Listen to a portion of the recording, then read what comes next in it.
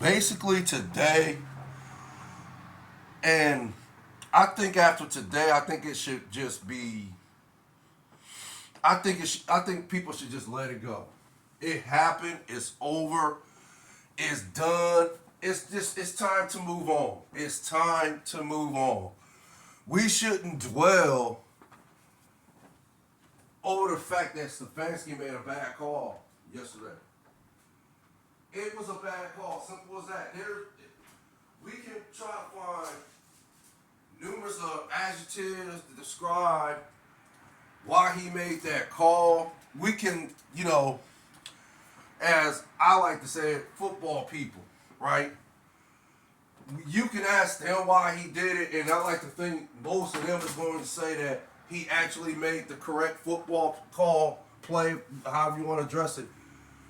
But okay, yeah, again, at the end of the day, you can tell me, no, I don't know what it's like to play football on that level.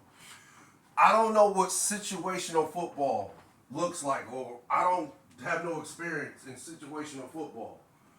You can say these things to me, right? You can say all you ever played was backyard football, which that would, basically what you're saying, except for the fact I know what situational football is. I don't know. Do I have experience and know what it actually feels like? Of course I don't, but I know what it looks like. So, again, 3rd and 3. What was it? I think at that time it was 2 minutes and 4 seconds on the clock.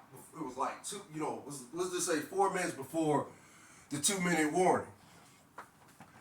Or I think they ran the play after the 2-minute warning. So, wherever how this went down, again, I like to think it was 1 minute and 57 seconds left on the clock or after the play was ran. But still, it was 3rd and 3.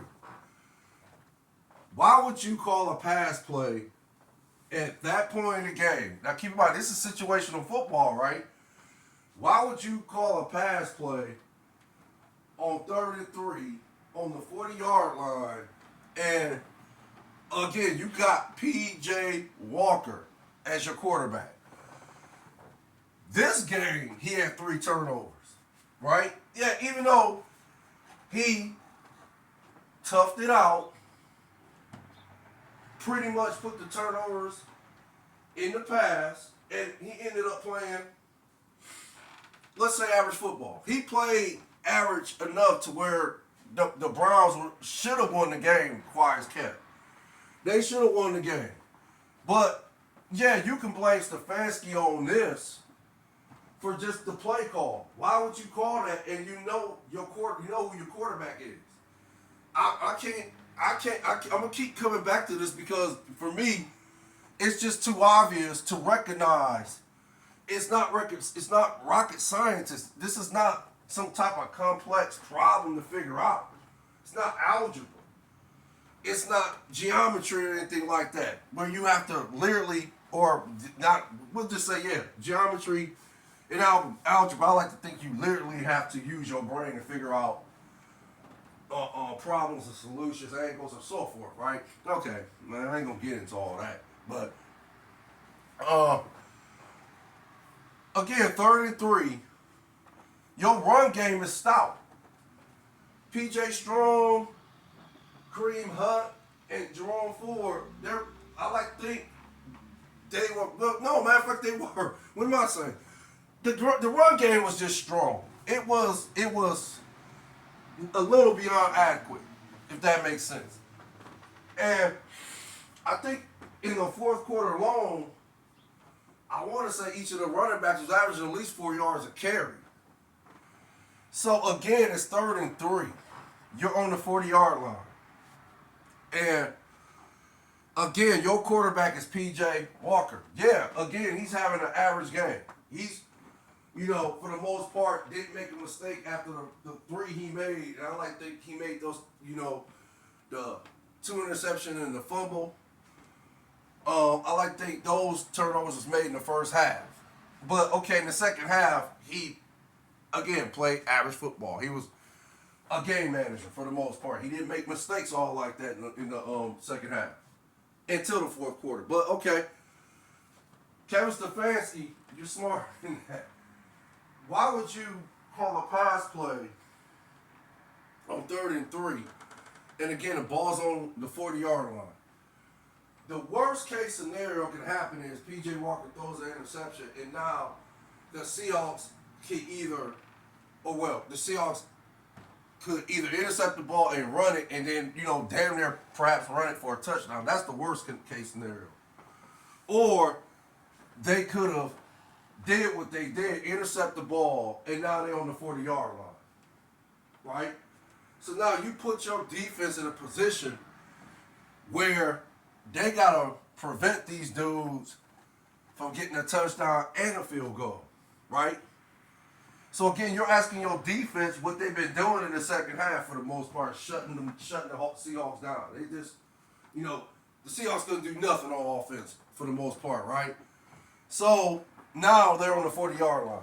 Keep in mind, momentum, in my opinion, is real. It's real. Because the simplest thing can motivate a team or get, their offense flowing, right? Or just get their offense flowing. Whether it's individual or a team. The simplest mistake you make can get this guy or this woman's offense flowing. Or in some cases, as a team, you can get their offenses flowing. You can just get it going. They ignite them because of that simple mistake you made. So keep in mind, 33, P.J. Walker drops back, and at the end of the day, this is on P.J. Walker because I like to think, okay, and what was going through my mind was, if you're going to call a pass play, call a screen play, right?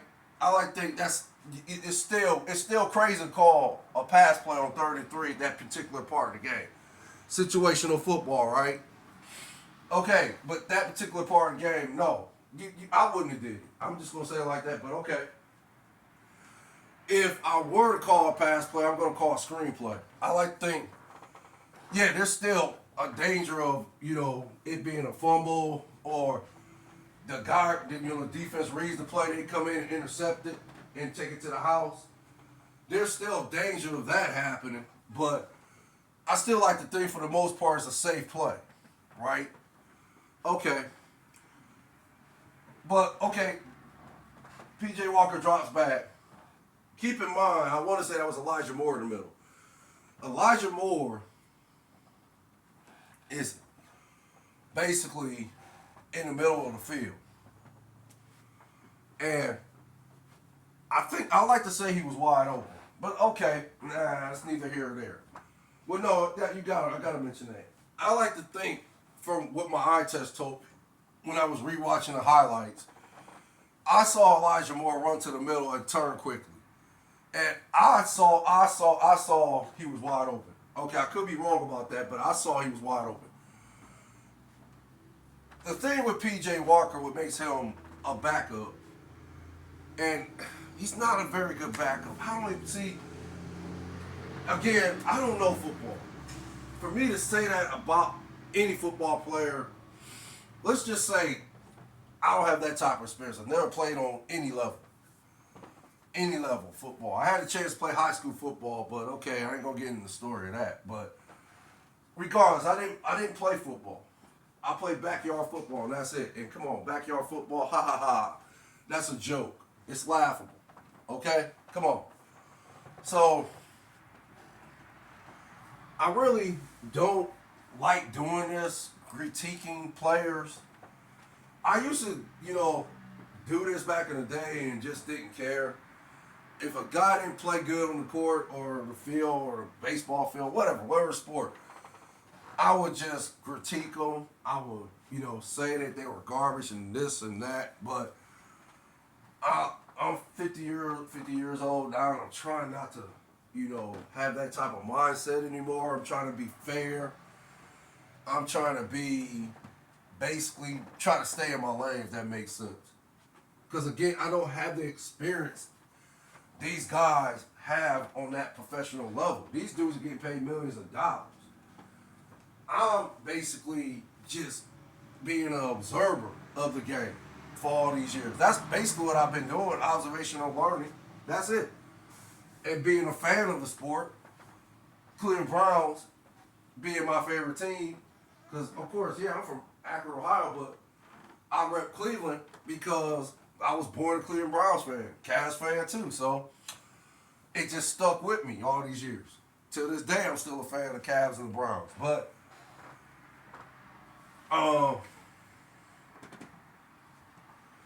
that's about as far as my experience goes.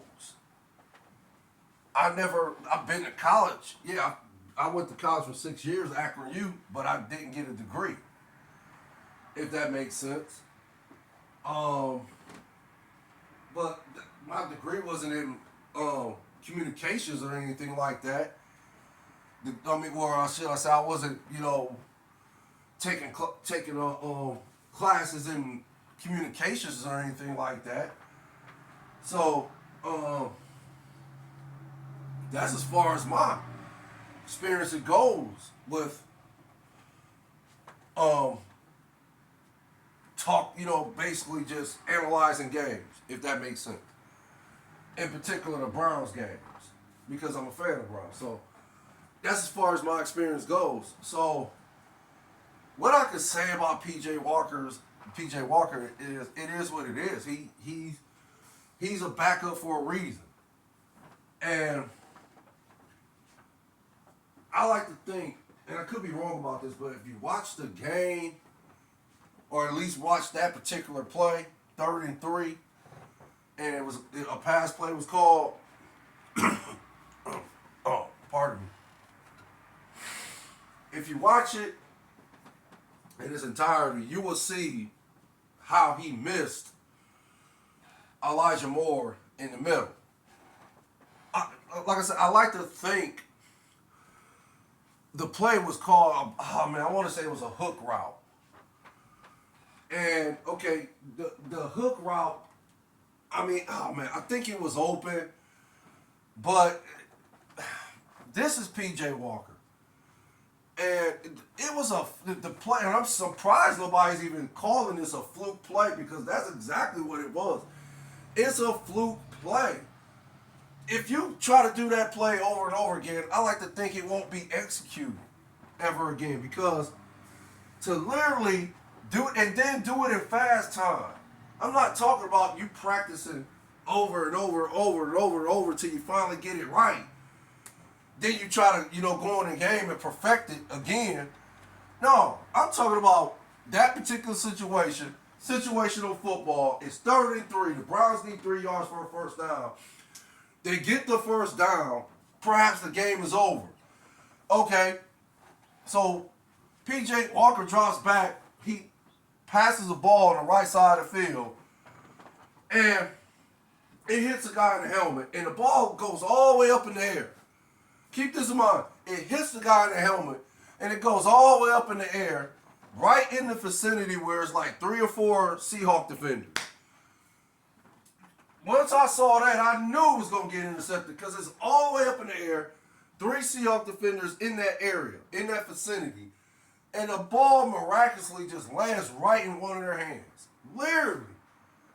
You cannot script a play like that. I'm sorry. Perhaps maybe you could. Maybe you could, because I like to think Hollywood would figure out how to do that. Maybe they can use some type of wires or something. Some invisible wires to where the guy drops back, throw the ball, and the wire, it can go up in there and, do exactly what it did in yesterday's game. So, yeah, maybe you can script that, but I like to think you would still have a hard time if you could script it. But in my opinion, no, you can't script it. You can't script what happened in yesterday's game. So, but again, if PJ Walker, I like to think an average quarterback would have saw Elijah Moore open. He would have saw the first. He not necessarily take the first read, if that makes sense. Some quarterbacks just have that instinct to not take the first read. They're gonna survey the field. They're gonna try to make a play, if it makes sense. So they're just gonna throw it to take what the defense gives them, if it makes sense. I think in that case, if PJ Walker was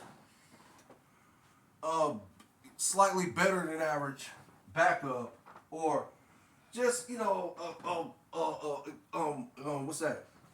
A starter with experience in the NFL. I like to think like a starter that's somewhat he a journeyman. He's a journeyman, but he's had some good years with certain teams, right? So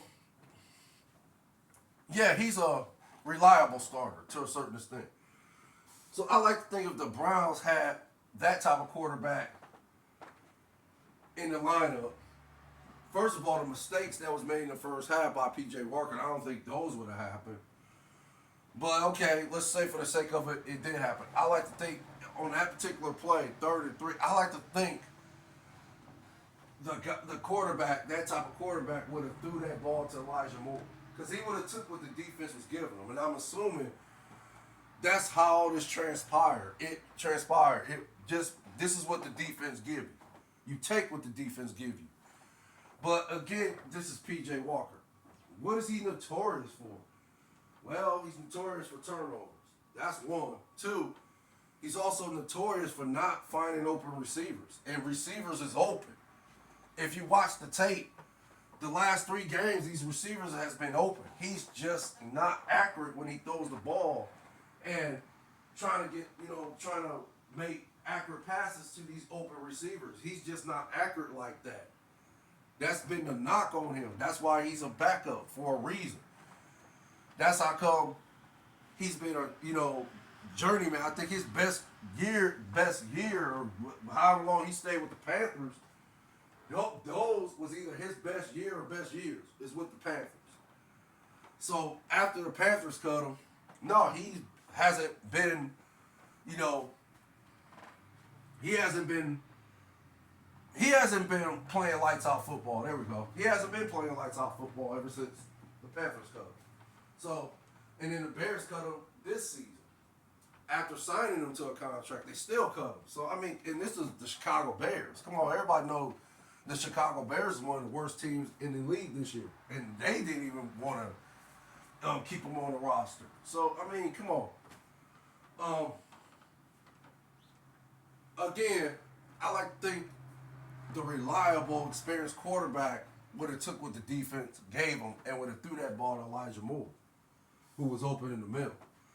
So, I don't know if Stefanski, that's what he called. See, this is where you actually can't defend Stefanski because I don't know if he called the hook route or he called the play in the middle for Elijah Moore to be open, which Elijah Moore was open. So I don't know if that was the play that was called, if that makes sense. So again, I think, and this is clearly my opinion, you can get on Stefanski for just the play call, for even drawing up that type of play. Why would you do it? And you know who your quarterback is. That's where I fault Stefanski at the decision making. Like, it's almost like he just had, what's that? He just had like his brain locked on him in that particular moment, if it makes sense. That's what it seemed like. It seemed like that particular moment when he called the play, his brain just locked. Or there's some people saying he wanted to be the hero. I mean, again, today you can take those type of shots at Stefanski because it was just a bad play call. Simple as that. Was it horrific? No. But it was just a bad call. It was a bad call. People make mistakes. I think another thing people keep overlooking is the fact that it's not really okay to make a mistake anymore. People make mistakes. We're human. We're going to make mistakes. That's just how it is. So, I think up until, and still to this day, I think Stefanski is doing a great job this season regarding what he's dealing with at the quarterback position. Again, this guy hasn't had a solid quarterback in the last, let me see, Baker, no, well, Kobe, actually, let me just say it like this. The last 2 years with Baker, can I say that? Oh, I want to say it was the last 2 years with Baker. The last 2 years with Baker, I'm going to say it like that. We know how that story ended. So, the quarterback position wasn't solid for Stefanski then. And then you get Jacoby Brissett last year, who was solid. Matter of fact, he played lights out last year, but it was the defense that was the problem. So, okay. Now you go fast forward till today. And no, he doesn't have a solid quarterback at that position, right? So, okay. He doesn't even have adequate play at the quarterback position. He hasn't had that so far this year. So, again, for not having, and you, come on, this is the NFL. Is it quarterback driven? I like to think, yeah, this is a quarterback driven league now. If you don't have that elite quarterback at that position, you're not even going to make the playoffs, in my opinion. You might get there if you have a great head coach like Bill Belichick or Mike Tomlin, but if you don't have that working for you, and then you might even get there if you have an average starting quarterback, you might get to the playoffs there, but I'm sorry. If you don't have an elite quarterback like Patrick Mahomes, is Jalen Hurts something? I'm going to put him up there. Forget it. Jalen Hurts, Josh Allen, Carson Wentz. There we go. Carson Wentz, just to name a few. I'm going to stop there because I'm going to have to, do it for a different segment. Try to, name all the elite quarterbacks in the game. But if you don't have any one of those I just named prior, I don't think you're going to be in contention for a Super Bowl. I'm sorry. I don't think you'll be, competing for one. I don't even think you will come close to competing for one, if it makes sense. Lamar Jackson is another elite quarterback, by the way. Okay, so if you don't have either one of those, no, you're not going to compete for, a Super Bowl. Up until what's been happening this year with Deshaun Watson, he was on par with Patrick Mahomes. We know that. He was elite, years ago.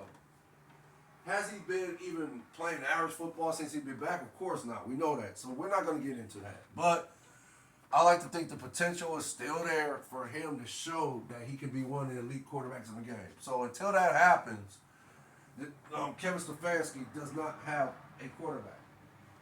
Like I said, he doesn't even have adequate quarterback play at that position. So until Deshaun Watson can come back and provide that for Stefanski, that's why I'm saying Stefanski has done a great job, because the Browns are 4-3. Should they be 5-2? Yes. Of course they should, because the play call was bad by Stefanski. I'll give it to y'all. It was bad. It was not horrific, though, in my opinion. Because you still got to give him the benefit of doubt and look at it and say, hey, maybe that was the play that was called. It's just P.J. Walker, being the turnover machine that he is, he showed up as far as turning over the ball. So, again, it was just a bad play call. I would have never called it. I'm sorry, I'm running the ball. Because, again, worst case scenario, and not even worst case scenario, I'm thinking with common sense. This is me. I'm thinking with common sense. In my head, I'm already seeing this play. I'm already seeing it. If we get the first down, perhaps we get in the game, we win. If we don't get the first down, okay, we can punt the ball and put them on their own 20, or perhaps we can put them on the 10 or the 5, whatever. If we put them on their own 25, 25, because if we kick it in the end zone, it's on the 25. So what, they got 75 yards to go, right? Okay, then let's knock off 50. Say they got 50 yards to go for a field goal. Okay. In my mind, I'm thinking the worst case scenario in this situation, again, situational football, is they kick a field goal, we go into overtime, and then, okay, it's anybody's game. We 0-0 in overtime. But, again, this is what I'm seeing. I'm already seeing the play. So, in my mind, if we don't get the first down, this is exactly what we're doing. We're running the ball, and if we don't get the first down, punt it, we're going to put our defense in position to win this game for us. This is that simple. That's what I'm thinking. That's common sense, right? There's nothing rocket scientist to figure out. It's 3rd and 3. Your run, I can see if the run game was trash. I can see that. But your run game was strong in the fourth quarter, especially in the fourth quarter. Your run game was strong. It was better than average, I want to say. So why would you not run the ball with either Kareem Hunt, Pierre Strong, Jerome Ford? And in some cases, you could have put Kareem Hunt, Jerome Ford in the backfield, or Pierre Strong, Kareem Hunt in the backfield, or Pierre Strong, Jerome Ford. You could have utilized any one of those combinations. So why didn't you call a run play and try to utilize it, right? Utilize Kareem Hunt, Jerome Ford, and Pierre Strong. Why you didn't call these, a run play? I'm just saying, that's me. I'm more likely gonna call a run play and get a ball to Kareem Hunt, right? And tell him, hey man, get us these 3 yards so we get in this game, perhaps, right? Okay. If you don't get it, all right, guys, we didn't get it. At least we tried. All right, come on. Send the punt unit out. Okay, then you punt the ball, and yeah, best case scenario, we get them on the 5. Now they got to go 95 yards or, 25 yards. Why would you call a pass play on 33 and then that interception happen? And then they get on the 40. Great field position for the Seahawks. You just don't put your defense in a position like that. After they been fighting for the whole game, shutting down the Seahawks. Now, the defense in the first half, or at least in the first quarter, they didn't show up. But then, as the game progressed, they did. So, up until that particular touchdown, the game-winning touchdown for the Seahawks, again, you asking the defense, after they stopped them prior, you're asking the defense to come out and, hey, we need one more stop. They're on the 40-yard line. We got to, not allow them to get at least 10 more yards. We have to stop them. We got to, get a sack. We got to, cover these receivers on short down, short yardage and stuff like that. We got to make sure they don't run the ball. We got to cover the running backs and so forth. So, all these things have to happen for the Browns defense. They have to shut these guys down. So they won't even get in field goal range. But, of course, we know what happened. The Browns, they just collapsed. They, for the most part, bam, bam, bam, bam, bam. And then the last play they actually scored on the Seahawks, it wasn't even a special type of play. It was more like a screen pass, and the dude just got in.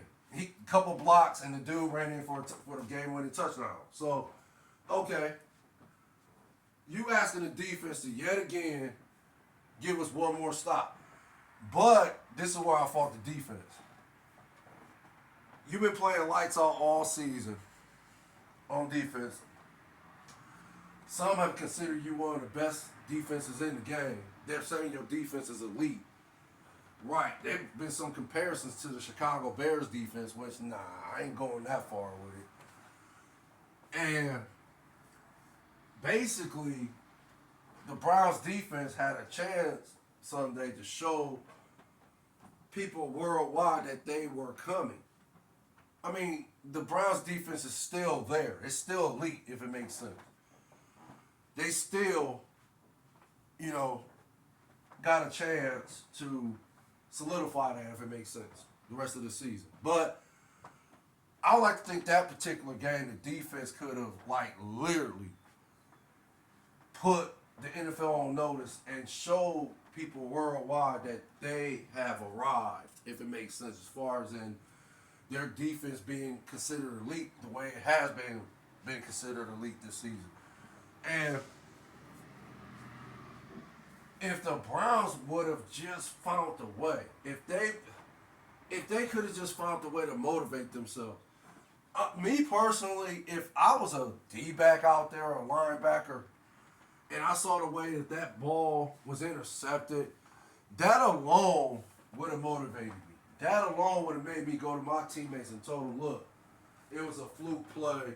We can't lose off a fluke play. Come on, y'all. We got to get it. We got to try to stop these dudes. We got to give it our all for the next 40-something seconds. 40-something seconds. We've been giving our all prior to those 40 seconds. It's another 40 seconds. Let's go all out these last 40 seconds and see what happens. Okay? But let's go all out. Let's really key on trying to stop these dudes. Let's figure out how to get to Geno and at least try to get a sack or put some kind of pressure on this dude. So he would throw inaccurate passes, if that makes sense. They should have been more motivated, if that makes sense. The defense should have been more motivated to not let the Seahawks score. I'm just going to go on record. Not let them score at all. To let them get the game-winning touchdown, it's just like the defense it was just a letdown. They collapsed. Let's call it what it is. The defense collapsed in the last 40 seconds. They was playing elite football as far as on the defensive side of the ball up until those last 40 seconds. So it was a collapse. Last 40 seconds, they collapsed. They gave up the game-winning touchdown.